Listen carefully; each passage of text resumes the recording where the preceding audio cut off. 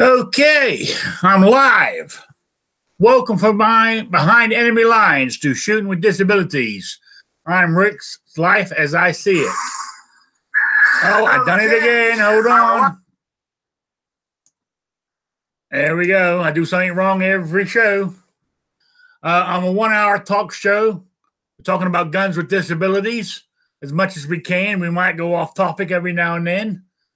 But if you have any questions, just put them in the chat or send me an email at rickslifeasIseeit@gmail.com. Also, within 24 hours of the broadcast here, this will be on Podbean, Stitcher, and iTunes as well, if you can listen, as well. I sent out a few, what's the word I'm looking for? A few invitations to come and join me on the panel. Nobody's taken me up on it yet, so you're stuck with me right now. Hey, RL. And hey, Sean. Wheelchair Warriors joined me. Good man. How's it going? All right. I thought I was going to have to do this on my own. We're live. So I'm glad you can make it. I got a couple of things to talk about. Oops, I'm on the wrong page. Here we go. One thing, talking about disabilities, I received a email from a subscriber or viewer, and it's sort of like an anonymous type thing, but it's really interesting. And I'm gonna read it to you, or should I wait till I get a few more people in here? What do you think? How many we got now? Not many. We'll wait a few more minutes. I'll go on with one of my other topics.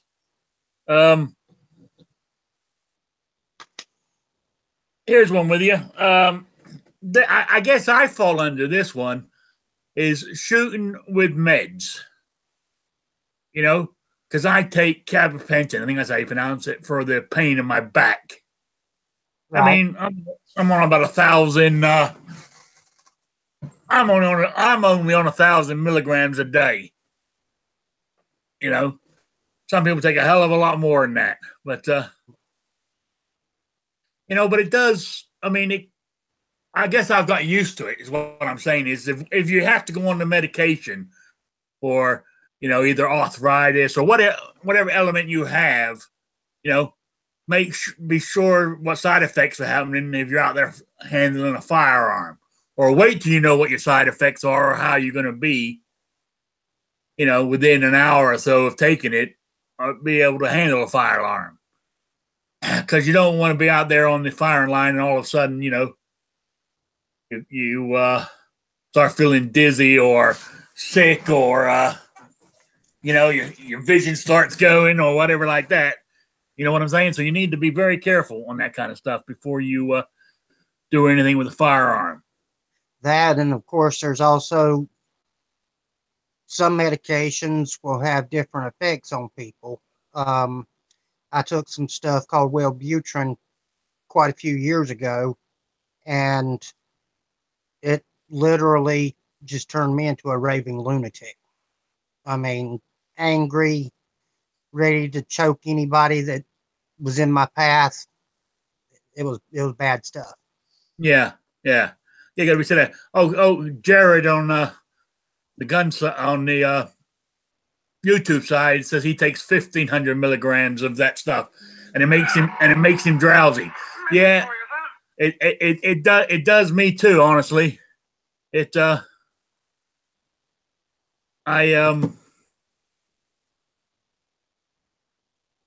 I was going with this. Yeah, I remember. You've got mail. It does make me drowsy because driving, like when I go driving, just because, I just drive around town here, so it's not too bad. But I notice, like, if I go on a long journey, that I actually basically I almost got to stop taking it. Because I take my 1,000 milligrams is spread over the day, morning, lunch, and night.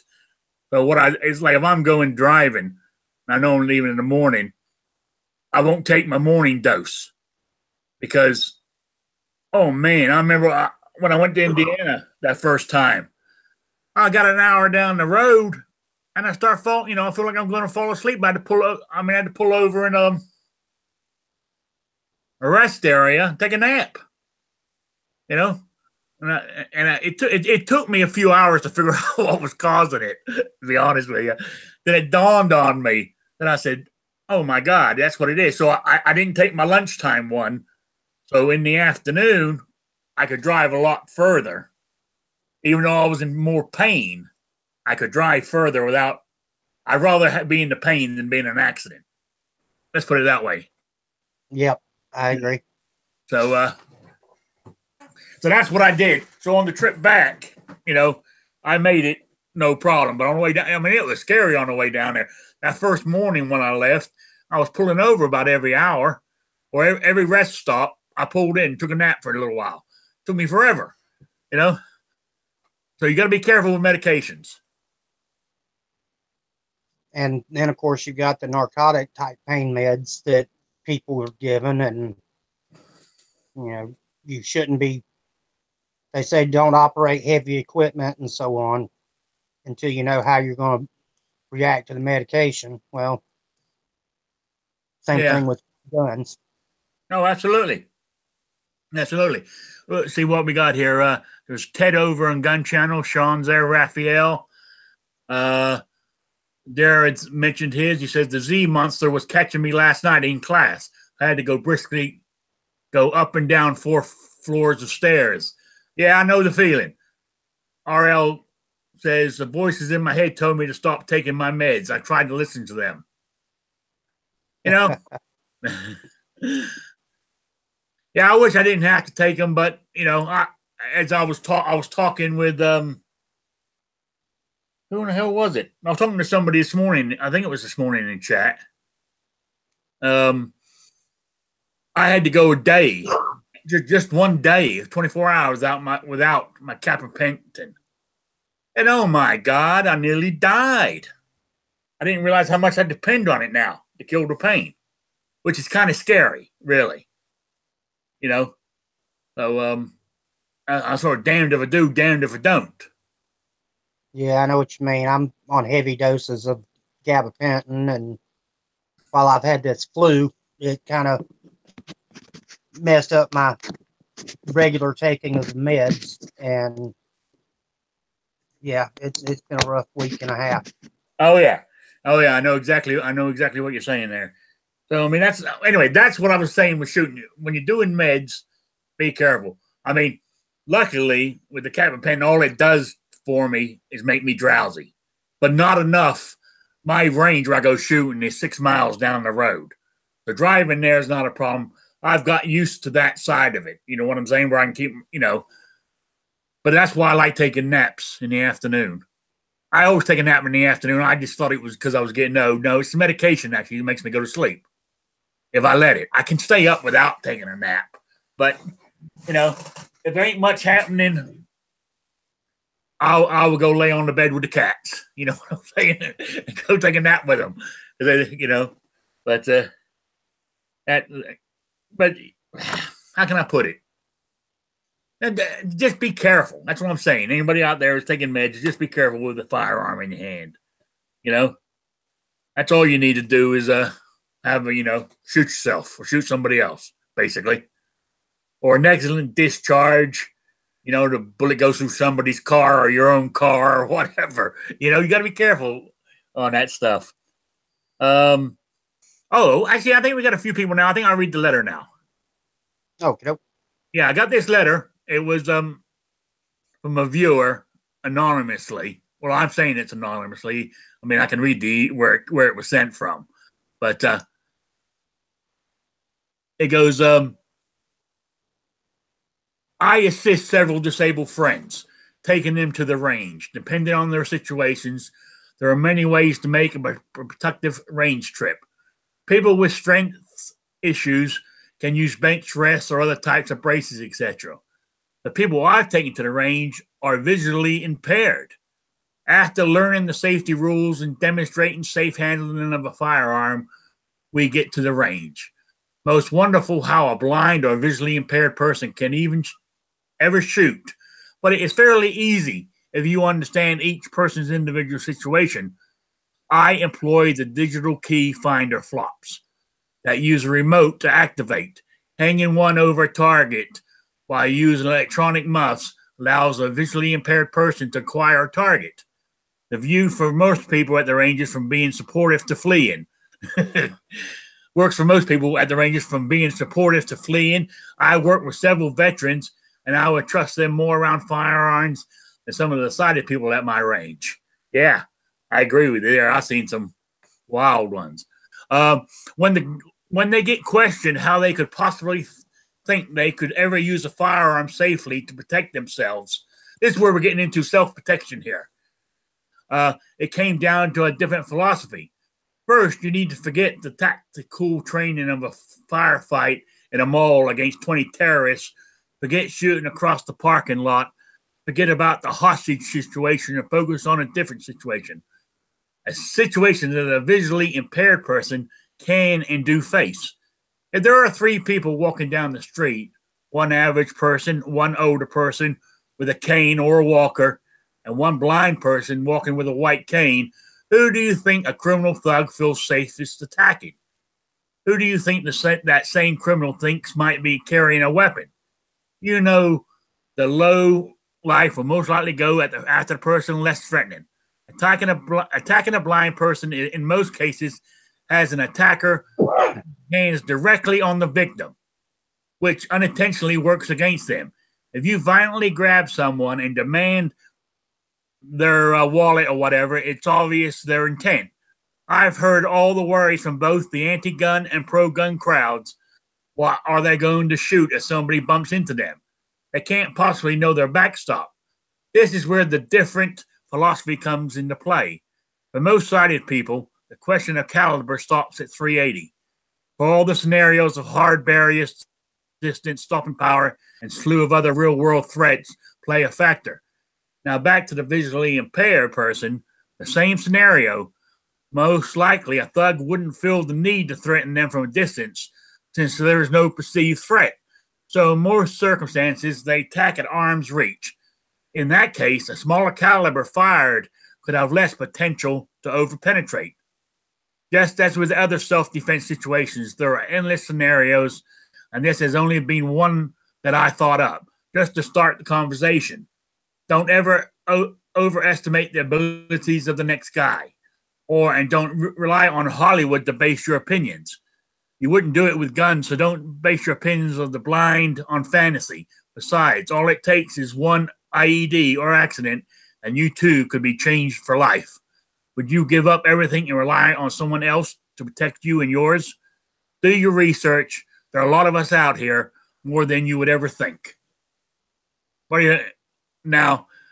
When I first read that, I thought, when I first saw the first line, shooting blind, but then I saw, using the electronic flops so they can hear them hitting the target and stuff. I thought was good, but then when I got down to them for self-protection, in other words, carrying, I began to wonder. But then listening to it, I understand where he's coming from. A blind person, you're practically holding on to the guy. So basically all you're doing is pulling your gun out and sticking it in the guy and pulling the trigger is what he's saying, is the way I take it. What do you think, Wheelchair? Yeah, I think that's exactly what he's referring to. And, even a 25 caliber, at short distances, you put, 3 or 4 rounds into the person, they're going to quit. They're going to let go of you. And you're not going to have to worry about any type of overpenetration or anything. I think it's an excellent idea. Yeah, I do too. Hang on a minute. I got to just reading here. Let me do this real quick. Anybody on gun channels, or if you're on YouTube and you open up gun channels and you want to join the panel, I just put the link in there. If anybody wants to join, come on in. Because if anybody got any sort of input on this kind of topic, I would appreciate it. Hey, Live Moo, how you doing? So, hey, Russ.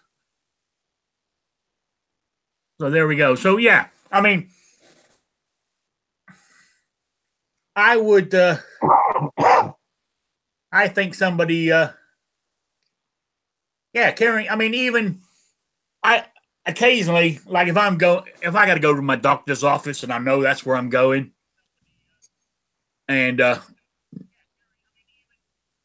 I'll carry my little. I carry my little North American 22. You know, people say, "Well, it's 22," but hey, it might. All you're doing is stopping the threat. You know, 2 or 3 shots of 22 in your body might not kill you, but I bet you it damn hurts. You know, that's the way I look at it. Yep. And that's all your goal is to stop the attack and get to safety. Yeah, that's right. Hey, Ted. Hey, So did you hear? Did you hear what I was reading there and stuff? I did. Any input? What was the flop targets or something you were talking about? Oh, the guy when he was. Yes, I'm the visually impaired person. Okay, he says, where's that? I am. Well, the letter says here, I employ the digitally key finder flops that you use on a remote to activate. Okay. So they must make a thing when you hit the target or something. I'm assuming with hanging over a target while using electronic muffs. I could email this guy and go into more detail for you. You know, for later. Oh, that'd be cool. Yeah, I will. I mean, be honest with you. I mean, it's sort of like he's sending this to me. Sort of like I know who it is, but I say he want anonymous. Let's keep it that way. Yeah, keep it that way. You know. So yeah, I'll email him and get him to see if he can enlighten that a bit more for me. Oh, Rich White says my wife will tell you from working in the ER that the worst gunshot wounds they see come from a 22 long rifle. Yeah, it wouldn't surprise me. You know, 22 could do some damage. My issue is about concealed carry. Okay. And being visually impaired and not being aware of the total situation.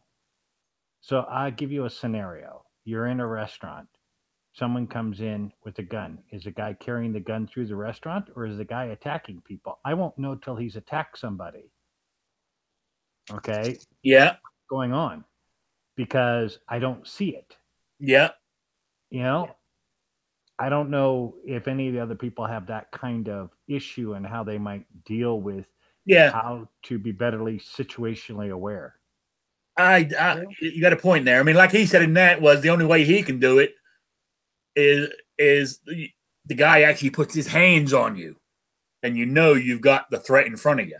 You know what I'm saying? Right, but in the scenario I gave you, the guy would not be putting his hands. In Nevada, about a year ago, we had a guy walk into a Denny's restaurant. Okay.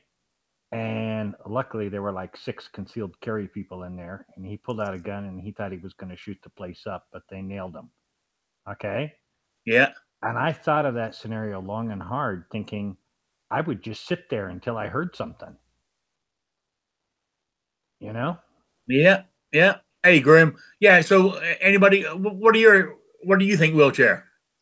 Well, in that particular situation, if you can't see the assailant, even though you know that there's something going down, if you can't see, you don't know that there's not somebody between you and the assailant, the best thing to do is keep the gun put away until you're actively drawn into it by them taking you physically and drawing you into it. Mm. Okay. Yeah, that's basically what I was thinking myself too. Or is it better not to conceal carry?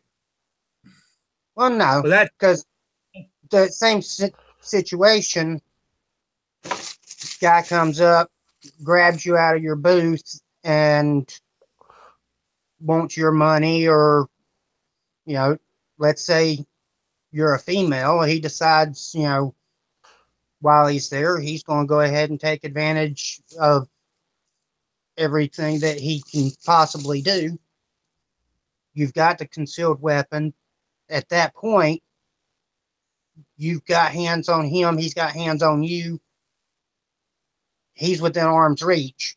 You can deploy the weapon, do what you've got to do, and it's all being done safely as far as, the other people in the room.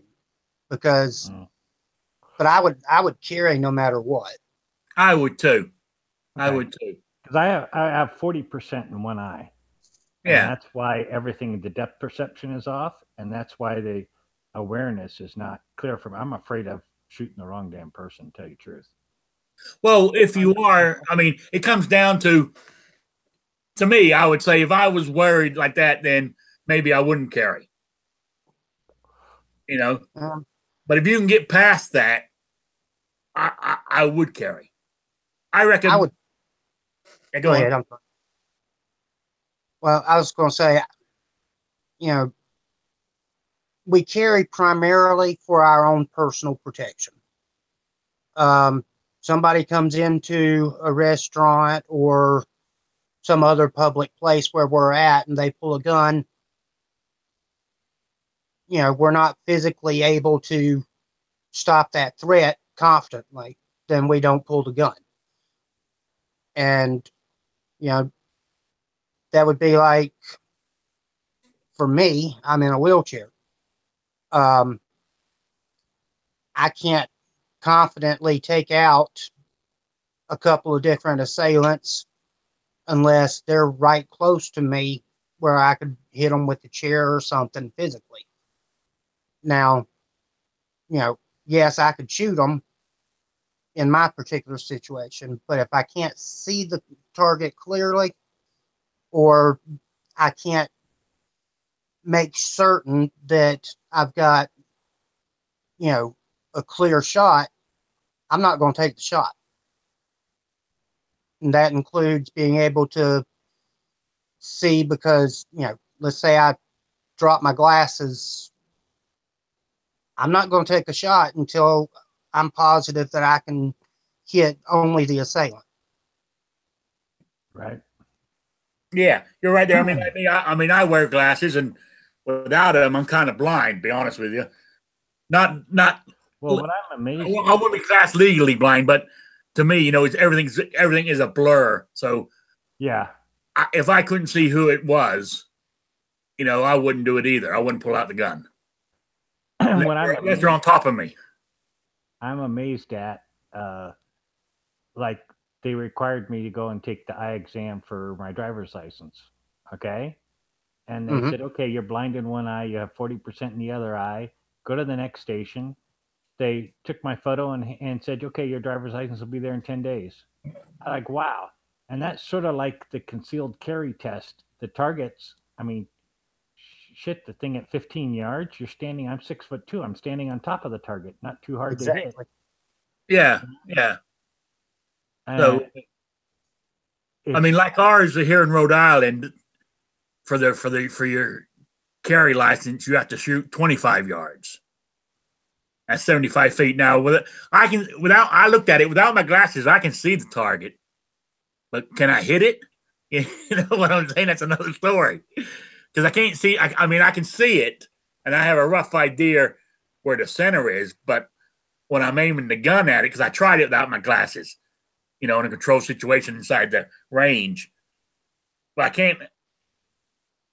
I know where the center is, but I can't actually see it, if you know what I mean, at 25 yards. Yeah, you got a lucky shot. yeah, basically. So, but as you said, at 10 or 15 yards, I could do it without my glasses on, no problem. So, right. Yeah, it depends on your confidence level, I guess. If you feel that you might shoot the wrong person, then maybe you shouldn't carry till you feel more proficient. Yeah, that or just limit who the situations that you would deploy the weapon. Or find an instructor that knows how to teach somebody with disabilities and maybe give you some pointers, what you could do. Oh, I can. I do. I have an instructor do that. So passing the test is not a problem. Yeah. I'm saying the test is lame for real world scenarios. That's what I'm saying. I'm amazed at it. Yeah. But I think basically in your situation, this is and also that letter I read, basically all you're only going to pull it when they're on top of you. Okay. Because as you said, you can't really distinguish who the good guy is or who the bad guy is. Yeah. So you're going to have to wait till they're on top of you. If somebody comes up and grabs hold to you and says, "Give me your wallet," well, you know that the person at the end of the arm is the enemy. Yeah. So, I mean, there's no question as to, who you need to fight against. And a small caliber handgun, I mean, even some of the 9mm nowadays are so small that, you can carry them in these little packs that looks like a wallet. One of the things that the guy mentioned in the letter that I want to reiterate, okay, is, okay, I was 6'2", 235 pounds of muscle, okay? Yeah. Stroke, wiped out vision, the whole thing, learned to walk again and everything. I'm still 6'2", but I'm like 185 pounds, okay? Yeah. You get used to being a big guy. You're used to intimidating other people. Oh, I know. You're not intimidating to anybody. Okay? Yeah, I know that feeling. Yeah. And you're like nothing's sitting there, It's a real difficult thing to try to get the hang of. So having a chat like this and listening to other people on what they do is a good thing. I just wanted to say thank you. Yeah, as you can see on the camera there, I'm a big old boy. I mean, I used to be a bit slimmer. I've always been big, but I was sort of, when I stood up, people used to go, they would think twice about attacking me, but I'm a teddy bear, really. But it's the looks. Now all I look like is a, just a big old guy. He's going to be a pushover. It's how I feel, and it's hard to get used to. It really is. Yeah, it really is. Okay, let's have a look here. Well, I got some chat here. Let me check what we got here. Russ goes, a bad guy wanting to attack or rob disabled or elderly generally get really close because they do not see you as a threat. That's when a 380 with a meat detector on it would be perfect. Yeah, you're right there. RL goes, real world scenario, if you shoot someone at 25 yards, you're going to have some explaining to do afterwards. You got that right. You got that right. And our test up here in Rhode Island, that's what we all say. If you shoot somebody at 25 yards, you're going to be charged with either, if you killed them, murder or attempted murder or manslaughter or something. But then I understand why they do it. It's twofold. I'm up here behind enemy lines in the Northeast, right? So one is to deter people from wanting a gun to carry it. Because when you think about it, hitting 25 yards, because the test is not just hitting it, you got to hit it. You got to get a minimum score out of 300. So that's 30. That's 30 bullets. So you got to get them in the 10 spot, the 9. You know what I'm saying? A tight group. 30 shots. So I mean, there's pressure on you to do it and stuff like that. Also, that's one aspect. The other aspect is, as my instructor told me, was another way besides deterring people is if you can do it and you do it, is they want to know that you can hit what you're shooting at a shorter distance. If you can hit somebody at 25 yards and somebody's attacking you at 7-8 yards, you're going to hit the target and not hit somebody off to the right or left. Basically, is the way they explained to me. So, but it's still a pain. And the strange thing, you still got to do it. Like, it's 4 years your license here in Rhode Island, and in 4 years you got to do the whole thing again. You think, you just pay your money and get your renewal? No, you got to take your tests and do everything all over again, like you're applying for a new license. It's a pain in the ass. It really is. So, but I'll do it because I feel. Yeah, I mean, it's one of my topics here. That I was going to bring up. I mean, I feel the most vulnerable when I'm getting in and out of my vehicle. And it's being aware of who's around me, because getting out of my vehicle is a chore. I'm happy and glad that I can still do it, but it's getting harder and harder. I mean, I have a Ford I got a 97 Ford 150, right? I put a couple of years ago, I put floorboard or stepper under the door, right? Mm-hmm. And that helped a lot. Now, because of my bad hips, both hips are gone now, is in the arthritis. My left hip's shot and my right one's got so much arthritis, and it's unreal, is I can't even get my leg up to that step. So I got a little step ladder type thing that I have to put down on the ground. I put a rope on my door handle. I step on the step, then step into the truck. Then once I'm seated in my seat, I even got this round pad on my seat. That's so I get in and I sit sideways, and it turns. So it turns me like this towards the steering wheel. Once I'm in like that, then I get my rope and drag up my step ladders, because that sits in the cab with me. So when I think about it, it's comical how I get in. People must laugh when they see me, but at least I can still do it, is what I'm saying. But that's when I'm at my most vulnerable, trying to get into that. I'm thinking of getting in, and I got to remember to pay attention before I start doing the maneuver and make sure I look around and everything else before I get in it. Because that's where I feel the most vulnerable, getting in and out of the damn thing. That and knowing, as you're getting in, because I've had this, being in a wheelchair, I have people constantly coming up offering to help me load my groceries or to help me get into the vehicle and stuff. Obviously, before I got the new truck, but even with the truck, I have people come up offering help. And, if a bad guy is going to come up to rob me, most likely he's going to come up under the pretense of offering to help. And so, you've got to stay constantly vigilant the whole time. Is this person a potential threat? Are they a distraction for the potential threat? Or are they just somebody that's trying to be nice and helpful? Yeah, you're right. I mean, I got some, what's it? You need a Longhorn Edition Ram on 35-inch tires with an electric step. Yeah, that would be nice. Do I need a shorter truck? Yeah. I mean, theoretically, a lower, I mean, this is a 4x4, because up here north, you don't drive anything else. But if you're going to get a truck, you get a 4-wheel drive because of the weather up here. If you get a 2-wheel drive, people look at you. What's wrong with you?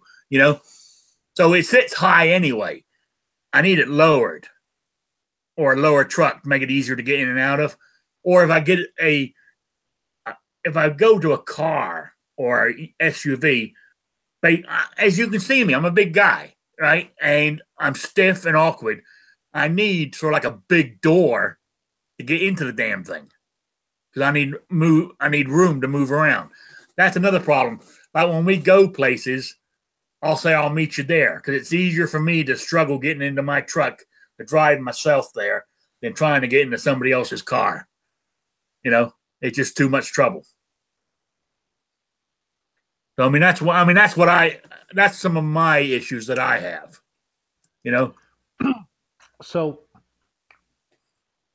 with disabilities, okay, I guess, because this was about. Yeah. How often do you get a chance to go out and actually practice? Because I think you probably need to practice more, uh, with the disability than you would without it. Yes. Well, actually, I'm lucky because I don't work. I'm on full, Social Security disability.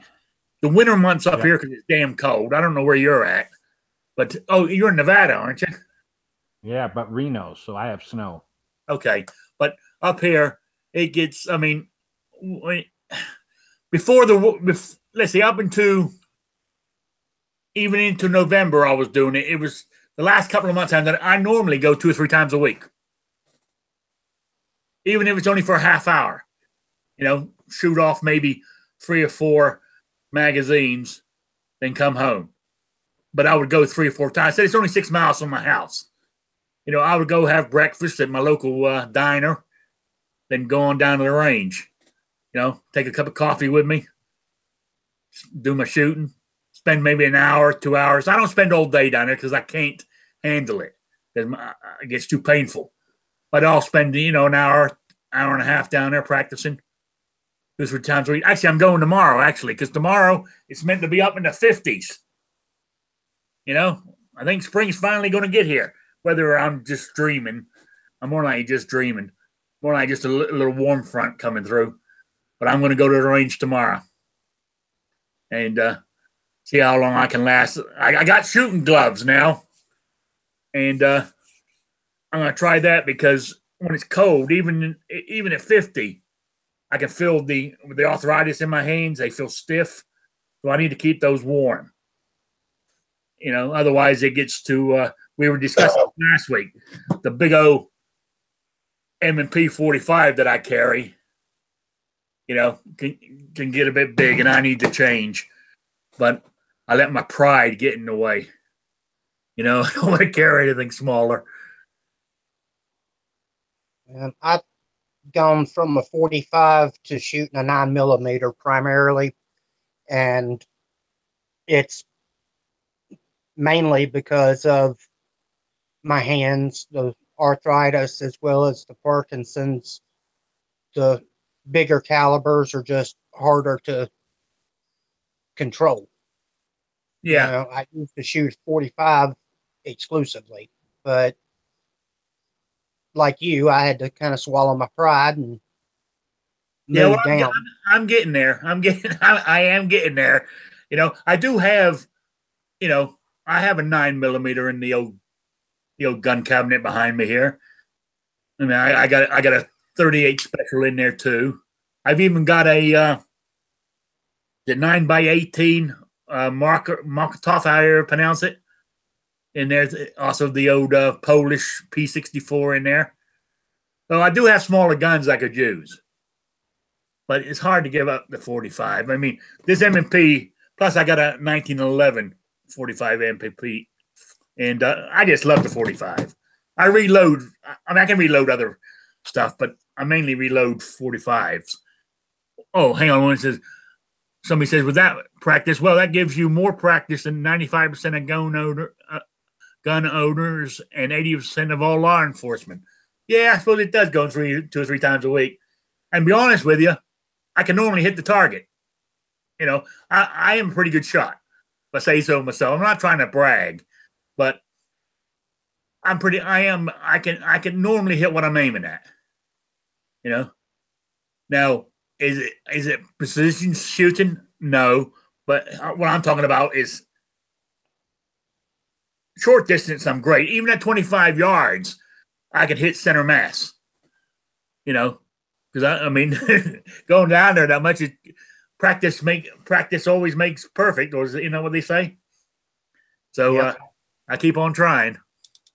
But what Ted was saying, I agree with him. People with disabilities, I do feel like we do have to practice more because, Yeah. Now I don't know about you, but with me and the Parkinson's, it changes sometimes from day to day. Yeah. Here's something else I was going to talk about is me and you being in the wheelchair is We need. I need. I especially do with the scooter I have. I promise to get pictures up here. I'll try to make sure I do it next week. I forgot to do it, to be honest with you, on my scooter. I mean, it's a regular mobility scooter that you see around. You know, it's something like one of the ones at Walmart, but it doesn't have the big basket on the front. You know, to give you an idea. So but mine will travel on grass and light Did you gravel use and the stuff. scooter in your test, your concealed carry permit test? Yes. Wow, that'd be great because that'd stabilize you like crazy. Oh, yeah. For me, mine's a visual problem.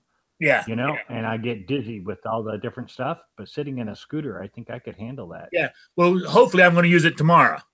You know, I mean, it's a scooter. It's technically meant for flat surfaces, but it will, because I've done it. It will go across the yard.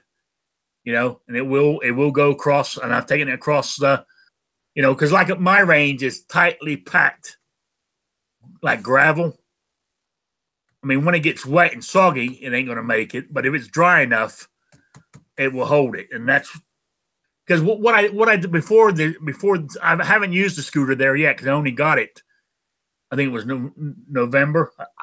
Put it this way, I haven't been to the range since I got the scooter. I've only had the scooter a month and a half, maybe 2 months at the most. Before that, when I went, I pull my truck. Like I'll pull it up to the 25-yard line, my truck. And if I'm going to shoot, if I'm just going to plink away, I'll shoot. And what I do is I lean against my tailgate, give me some stability before I can do it. Now I will go up before I will take a magazine or two and take my cane and hobble up to around 7 to 10 yards and shoot at the targets, you know.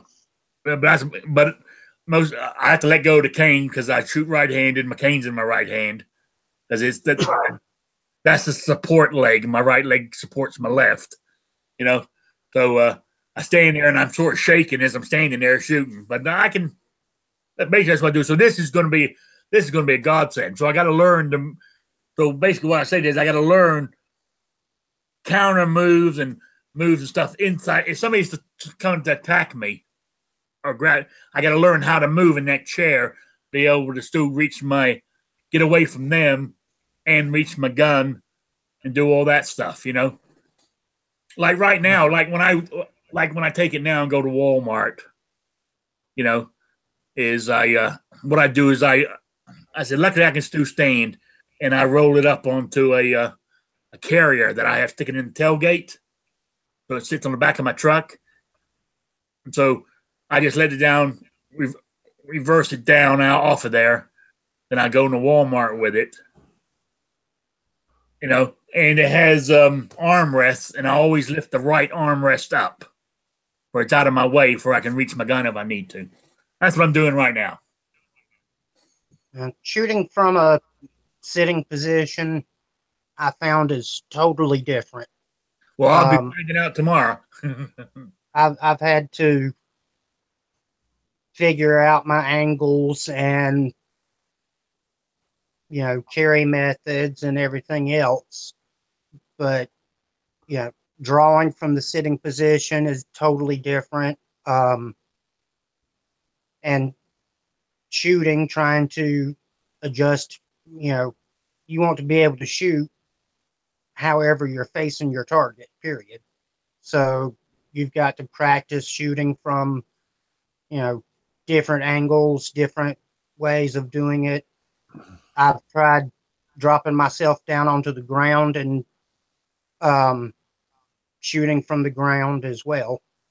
Yeah, that's another thing too. If say somebody comes running up on you and catches you on your blind side and knocks you out of your chair or knocks me off my scooter, I need to be able to practice shooting from the ground too.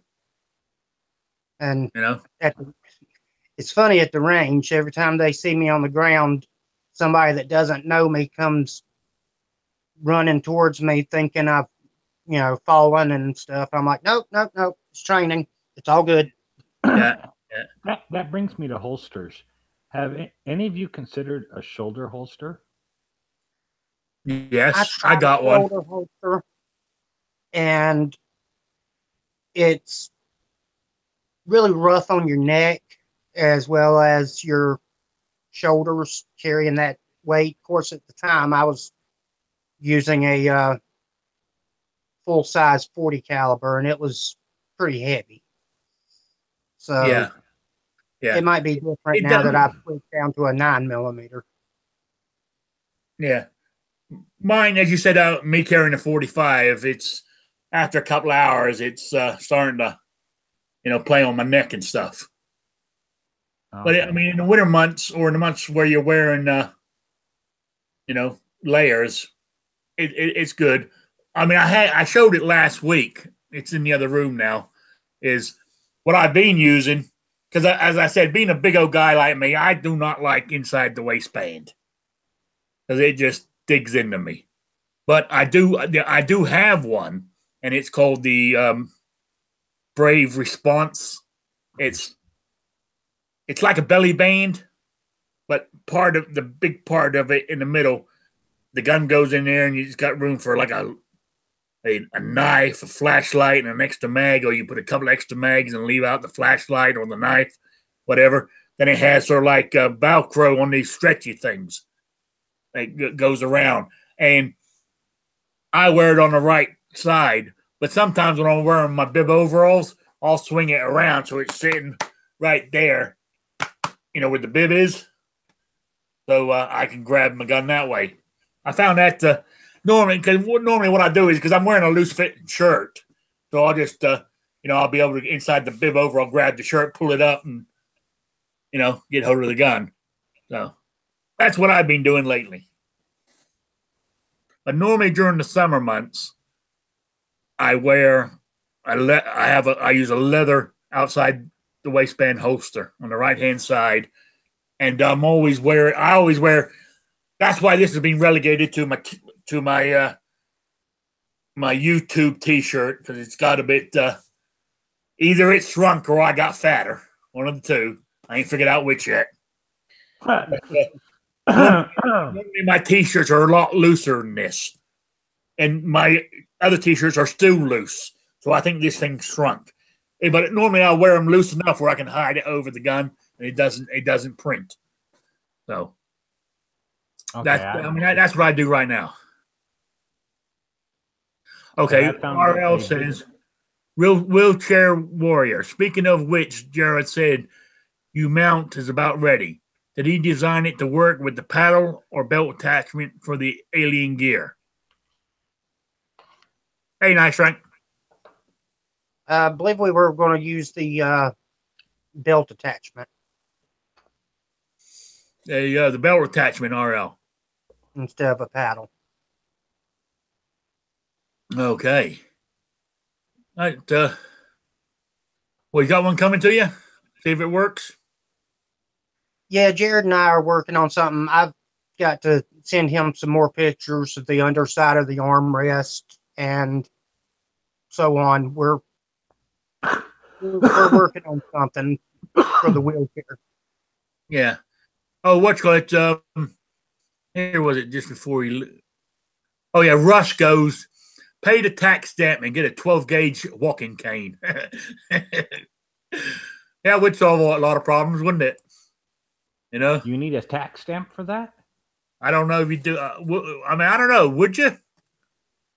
I'm not sure. I said when it comes to guns, I'm still a newbie, to be honest with you. Isn't that just a Well, long rifle? I don't know, Sean. Are you still in here? Would you need a tax stamp for something like that, or what would it be classed as? RL says I'll email him to be sure before I order. Okay, good idea. Okay. So I don't know if Sean's still in here, but let's see if he's pretty gun savvy. I'm not saying the rest of you are not, but I mean, I thought about getting a shockwave with one of the holsters and mounting it between where my leg rests are, but that's I can carry the 9 millimeter either on my side or in the fanny pack holster where I use the fanny pack across my legs as a Yeah. lap bag, and that serves multiple purposes. I get to carry all my junk in it instead of having to put everything in my pockets. Carries the weapon plus an extra magazine. Plus, it holds my legs together, keeps them from flopping around. Oh yeah, yeah. So I mean, right now, what do you use for a holster, Ted? Oh, you might. I think you might have stepped No, away. I was coughing, so I muted myself. I like, for me, because of the visual thing, I like guns with real long barrels. My handguns. Yeah, Okay, I don't like the little short barrel guns because they're just like being in your hand. You can't see where things are, and so it has been difficult for me because I have to use a really big holster for that to have a yeah, longer barrel. I like a 6-inch barrel. yeah. You So, know, how about? I mean, you could always go with the like the old cowboys across, across the waist type thing. You yeah. know, so you have it on. Say you're left-handed, you would have it on your right side, so you could pull it that way. You know what I'm saying? Because like you, I have the hip problem, Yeah, although you're more than I am. Okay, yeah, and so I thought that shoulder holster would be better for me. That's why some people have said no, it's a bad thing, and I was wondering with people with real disability if they do it because I can reach with the one hand, yeah, with my right hand and get something and feel what I'm doing. yeah. You know? Hey, if a shoulder holster works for you, use it. You know Yeah, what I'm saying? Also, you got to be careful of it, your neck with that weight. That's the problem. If you're carrying it all day, And you if you know, can build up to it, carry for a few hours a day until you built up to it and stuff. I just I like my shoulder holster. Of course, I didn't use a vertical. I used a horizontal mount, and so technically, you're flagging anybody that's behind you. And that's not always a plus in a lot of people's point of view. yeah, you're right. So, yeah, that's another thing we can talk about next week too. Let's see what I'll have a look on the web and see what there is on holsters out there. There ain't a lot, I know that much, but I'll give it another go. yeah. I went to a gun show, and God, that was a loss leader. They don't really carry decent, type holsters. No, I mean, to be honest with you, I haven't been to a gun show. I've never been to one yet. Uh, You know, but I would imagine all they're looking at is giving you the good old Kydex crap. You know, this is where I learned to walk. Besides physical therapy, my son would take me to the gun show, and I would walk for I could do 50 yards, 50 feet at a time. yeah. Okay, and then sit down, and I would spend literally 8 hours at a gun show. Okay, walking around, building up to walk. No, I mean that's pretty good. So So when they do people that. They serve your good purpose, but didn't get a holster out of it, huh? no, I got other things though, so I was happy. Yeah. But Yeah, I will tell you that people who say crap about guns, I tell them this: guns saved my life. Yeah, in more ways than one. You Yeah, know, hell yeah, absolutely. I mean, that's what I mean, that's kind of silly too. Is like when I go to the range. I mean, just go in there. I'm afraid. I still try to walk. Or like that scooter. I could use. I don't even use it around the house. I walk. Because I don't want to get to the point. I mean, one day with my back, I mean, I might be stuck in a wheelchair eventually, you know. But I don't want to keep using that scooter to make myself dependent on it. Yep, you're like me when they tried to hand me a walker. Yeah, I yeah. said, no. I mean, I got a walker, and I'll be honest with you, that when there's like here, when it's 2 degrees outside and it's absolutely freezing, and my joints are seized up, I've had to use it. You know what I'm saying? But that's the only time, you know, Yeah. because I got arthritis so bad in my knees and my, even in my hips and my shoulders, I got it everywhere. You know, we're in this. The doctor says I got what you call it. One doctor says I have oh hell, it begins with an O with the arthritis. Osteo. Yeah. Then Osteoporosis. another one says I'm running some tests, and he said I've run tests on you 3 times. He said the first one came back and it said RA rheumatoid. He said, but then I run the second one and it didn't show it. So he was going to run a third one. I ain't talked to him yet. So because normally what happens with rheumatoid, they say like if you got it in one, like your left wrist, you got it in your right wrist. It goes in like pairs. Well, I'm that all the way down. You know, right from my shoulders right down to my toes. Even my ankles have arthritis in them. You know, it's so it's I'm in bad shape. So I do the best I can. Hey, the way I look at it, I mean, I know we have disabilities, and I don't mean this in a bad way. I really don't. But I try to keep a bright side. There's always somebody worse off than I am. Exactly. You've got to absolutely keep a positive attitude. Yeah. I don't mean it in a Until bad everybody way. around, until everybody around you says, "Get rid of that positive attitude. It's driving me crazy." Oh, yeah. Well, gentlemen, I'm going to starts in 2 minutes. Clover, and I don't want to. He's been good to me, so I don't want to budge into his show any.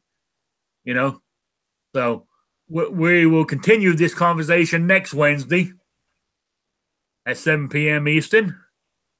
And I want to thank everybody for showing up.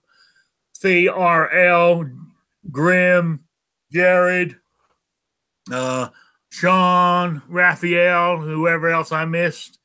I want to thank the Ted and Wheelchair. You guys got any closing comments? Go ahead, Ted. No. I just think that it's good for everybody to know that there are people out there that, even with a disability, are working to improve their life. And part of that is with their firearms. Yep. Wheelchair? Well, wanted to thank you for the invite. Sorry I missed last week. I did catch it on the rebroadcast. It was very good. Thank you. It's always good to get together and talk about these types of things that are not, on everybody's mind, because it's important for people to be aware of the different options. And as long as you're able to walk, keep walking until you can't. Absolutely. All right. Hey, Ted, send me your send me an email with your email. How do I do that? What I do is what? How do I do that? What, an email? Yeah. How do I send it to you? Rick's Life as I see it at gmail.com. Rick's Life. Life as I see it. As I see it. All one word. Okay. At gmail.com. And what I'll do is next week is I'll send you an email with the link in it.